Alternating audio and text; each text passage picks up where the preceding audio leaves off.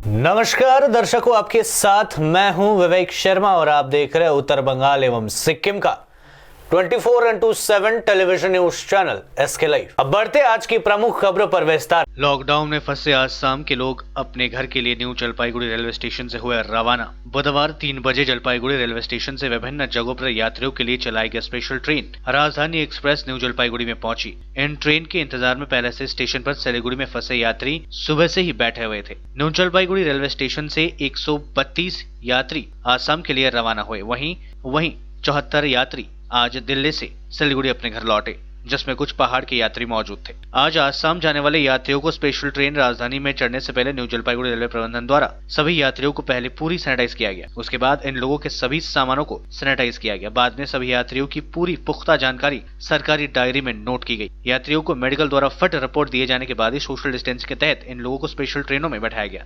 यात्री special train राजधानी जो दिल्ली से आज एनजेपी स्टेशन पर पहुंची थी। इन ट्रेनों में पहाड़ के कुछ यात्री भी थे। एनजेपी स्टेशन ट्रेन पहुंचने के बाद पहाड़ के यात्री बाहर निकले, जहां पर पहले से ही जीटीए द्वारा इन यात्रियों को पहाड़ तक पहुंचाने के लिए 2 स्पेशल बस मुहैया कराई गई, जिसमें बैठकर यात्री पहाड़ के उद्देश्य से अभी देखते हैं गाड़ी मिले या देखते हैं क्या व्यवस्था है, क्योंकि ट्रेन में ही पूछा गया था आप किस डिस्ट्रिक्ट से है, मोबाइल नंबर और सब नोट कराया गया था। तो अगर गवर्नमेंट की कोई व्यवस्था है तो वैसे बहुत बढ़िया है, नहीं तो अपन क्या क्वारंटाइन करेंगे या घर डायरेक्ट जाने मिलेगा वो पता नहीं। अभी काम नहीं करता हूँ मैं, मुरादाबाद में लॉ फाइनल ईयर स्टूडेंट हूँ, तो कानपुर पहुँचना हो गया क्योंकि मुरादाबाद रूट में ट्रेन मिलना मुश्किल था। तो समझ में आ गया था शॉर्ट रूट है वो, इसीलिए कारण कानपुर मेन रूट हो जाता है। 2 महीने वहीं थे, तकलीफ में नहीं थे कि मौसी का घर था, पहुंच गए थे। वो लॉकडाउन अचानक से हो गया था, लेकिन ऐसा हालत है कि वहाँ पर बहुत लोग अभी भी रोड पर हैं अलग अलग स्टेट से। भाजयुमो ने की बिजली बिल माफ करने की मांग। भारतीय जनता युवा मोर्चा दार्जिलिंग जिला की ओर से लॉकडाउन की अवधि में बिजली बिल माफ करने की मांग को लेकर बुधवार को कई विद्युत कार्यालयों के सामने प्रदर्शन किया गया था। सिलीगुड़ी आशिगर आउटपोस्ट की पुलिस ने घोघमाली बाजार में प्रदर्शन कर रहे 7 प्रदर्शनकारियों को गिरफ्तार कर लिया। इसमें प्रमुख रूप से किरण घोष, मंटू दास, सुदीप बसक, अर्जुन सरकार आदि शामिल है। भारतीय जनता युवा मोर्चा के जिलाध्यक्ष कंचन देवनाथ ने कहा कि आज जनता की अहम समस्या बिजली बिल बन गई है, जिसको लेकर फांसी देवा, खोड़ीबाड़ी, माटीगाड़ा, 18 खोई, आसीघार बाईपास, डाबग्राम तथा घोघमाली में प्लग कार्ड लेकर प्रदर्शन किया गया। वहां पुलिस पहुंचकर प्रदर्शनकारियों को पकड़कर थाने ले गई। देवनाथ ने कहा कि आंदोलन कोई आज नहीं किया जा रहा है, इसके पहले भी भाजपा और युवा मोर्चा ने बिजली बिल माफ करने की मांग को लेकर आंदोलन किया था। हालांकि बाद में सभी को निजी मुचलके पर छोड़ दिया गया है। বিশ্বজুড়ে মহামারী চলছে এবং লকডাউন চলছে এবং এই লকডাউনের অবস্থায় সাধারণ মানুষ, গরিব মানুষ যাদের যে সঞ্চিত অর্থরাশি, সেই অর্থরাশি প্রায় শেষের দিকে, তারা দুবেলা সঠিকভাবে খেতে পারছে না। এমতো অবস্থায় ভারতীয় জনতা যুব মোর্চা সারা রাজ্যব্যাপী আবেদন রেখেছে, আন্দোলন করছে যে সাধারণ মানুষের যে বিদ্যুতের বিল এই 3 মাসের জন্য যেন মকুব করা হয়।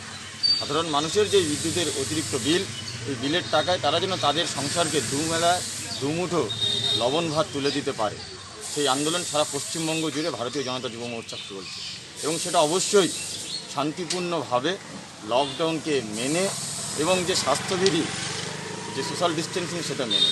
তেমনই আমাদের ঘোঘমালি বাজারে 7 নম্বর মণ্ডল, আমাদের সাংগঠনিক 7 নম্বর মণ্ডলের সভাপতি কিরণ ঘোষের নেতৃত্বে ঘোঘমালি বাজারে আমাদের শান্তিপূর্ণ আন্দোলন ছিল। সেই আন্দোলন চলাকালীন আমাদের আশিঘর থানার পুলিশ তাদেরকে সেখান থেকে গ্রেপ্তার করে নিয়ে আসে। আজকে এটা খুবই দুর্ভাগ্যজনক, যখন আমরা জনগণের হয়ে জনগণের যে আর্থিক লাঘব করবার জন্য আমরা দাবি জানাচ্ছি, যে বিদ্যুতের বিল মুকুব করবার দাবি এবং সাধারণ মানুষের স্বার্থে, সেই জায়গায় পুলিশ আমাদেরকে আটকে দেওয়ার চেষ্টা করছে। আসলে এটা তৃণমূল কংগ্রেসের একটা চক্রান্ত ভারতীয় জনতা যুব মোর্চাকে আটকে দেওয়ার ক্ষেত্রে। আজকে শুধুমাত্র ঘোঘমালি বাজার নয়, বলে রাখি সমগ্র জেলা জুড়ে ভারতীয় জনতা যুব মোর্চা এই আন্দোলনে কিন্তু পথে নেমে। प्राप्त जानकारी के अनुसार रेलवे ने 30 जून और उससे पहले की यात्रा के लिए बुक किए गए सभी टिकट रद्द कर दिए हैं। रेलवे 30 जून तक बुक किए गए सभी टिकटों की पैसा रिफंड करेगी, लेकिन रेलवे ने इसके साथ ही जानकारी दी है कि इस दौरान सभी स्पेशल ट्रेनें और श्रमिक एक्सप्रेस ट्रेनें सामान्य रूप से चल। देश में पिछले 24 घंटे में कोरोना के 3,722 नए मामले सामने आए हैं और 134 लोगों की मौतें हुई है। देश भर में कोरोना वायरस से संक्रमित मरीजों की संख्या में लगातार बढ़ोतरी हो रही है। केंद्रीय स्वास्थ्य एवं परिवार कल्याण मंत्रालय की ओर से जारी आंकड़ों के मुताबिक पिछले 24 घंटे में 3,722 नए मामले सामने आए हैं और 134 लोगों की मौत हुई है। इसके बाद देश भर में कोरोना पॉजिटिव मामलों की कुल संख्या 78,003 हो गई है, जिनमें 49,219 सक्रिय मामले हैं। 26,235 लोग स्वस्थ हो चुके हैं या उन्हें अस्पताल से डिस्चार्ज किया गया है और 2,549 लोगों की मौतें हो चुकी है। वहीं आज उड़ीसा में 73 और राजस्थान में 66 नए मामलों की पुष्टि की गई है।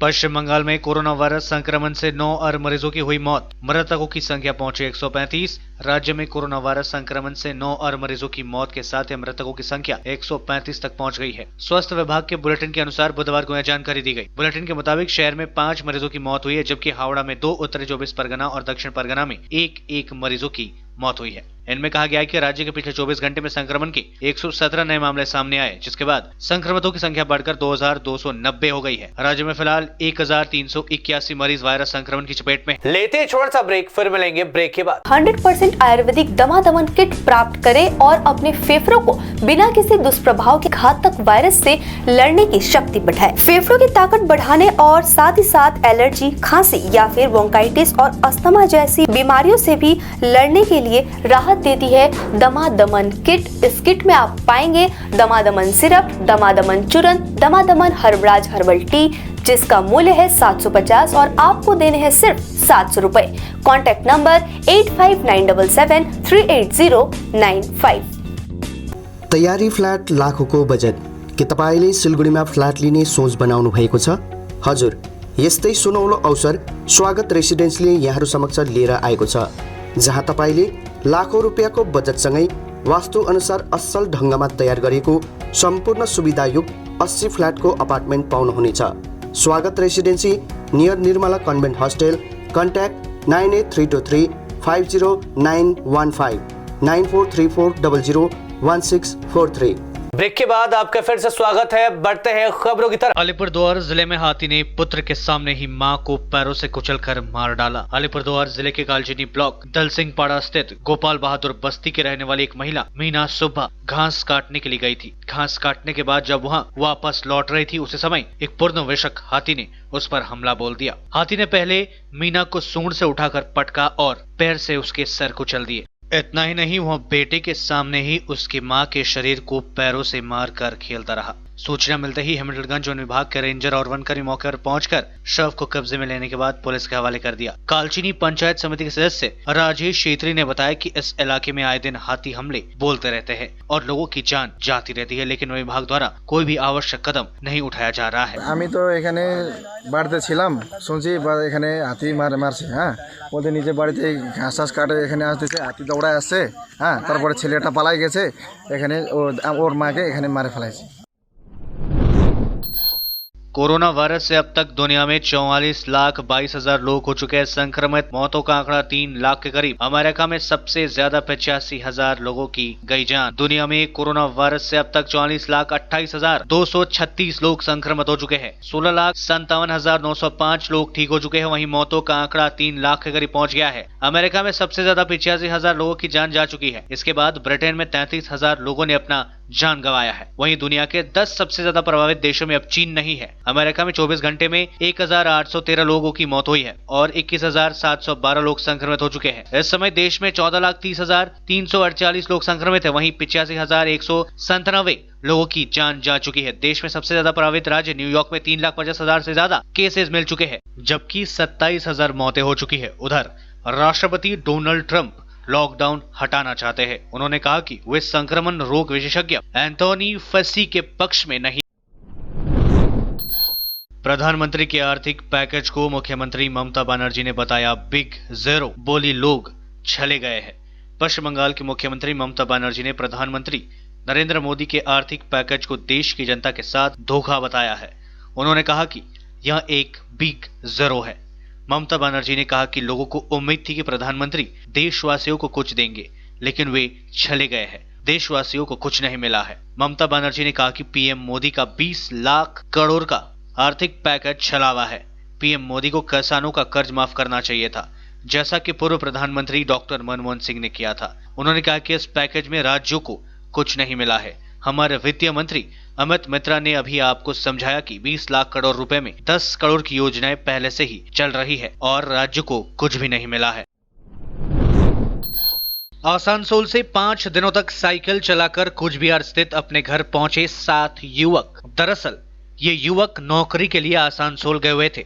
कुछ दलालों ने इन युवकों से 20,000 रुपए लेकर एक मेडिसिन कंपनी में नौकरी देने का आश्वासन दिया था, लेकिन वहां पर पहुंचने पर मालूम चला कि उनको ठगा गया है। मगर इस बीच लॉकडाउन शुरू होने से वे लोग घर वापस नहीं आ पा रहे थे।